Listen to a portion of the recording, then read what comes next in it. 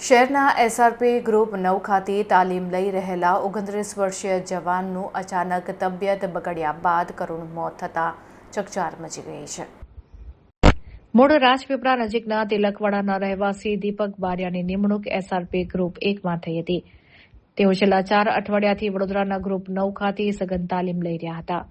રોજિંદા ક્રમ મુજબ સવારે પીટી પરેડ પૂર્ણ કર્યા બાદ તેઓ બેરેકમાં કપડાં બદલવા ગયા હતા. આ સમયે અચાનક તેમની છાતીમાં તીવ્ર દુખાવાની ફરિયાદ કરી હતી. દુખાવો વધતા દીપકભાઈ તેમના મિત્ર સાથે કેમ્પસમાં આવેલી ડિસ્પેન્સરી તરફ જવા નીકળ્યા હતા, પરંતુ રસ્તામાં જ તેઓ અચાનક ઢળી પડ્યા હતા. ત્યાં હાજર ડોક્ટરોએ તાત્કાલિક પ્રાથમિક સારવાર શરૂ કરી ઇન્જેક્શન અને બોટલ ચડાવ્યા હતા. જોકે સ્થિતિ ગંભીર જણાતા તેમને તાત્કાલિક એમ્બ્યુલન્સ મારફતે વડોદરાની એસએસજી હોસ્પિટલ ખાતે રિફર કરવામાં આવ્યા હતા. સવારે અંદાજે 10 વાગ્યાની આસપાસ બનેલી આ ઘટનામાં જવાનને સિવિલ હોસ્પિટલના ઇમરજન્સી વોર્ડમાં ખસેડાયા હતા, જ્યાં ફરજ પરના તબીબોએ તપાસ બાદ તેમને મૃત જાહેર કર્યા હતા. મળતી માહિતી મુજબ દીપકભાઈને અગાઉ કોઈ ગંભીર બીમારી હોવાનું જાણવા મળ્યું નથી.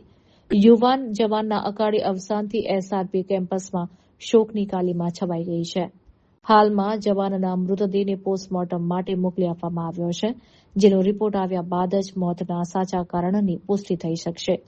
એક આશાસ્પદ જવાનના જવાથી તેના વતન તિલકવાડામાં પણ ઘેરા શોકની લાગણી પ્રસરી છે.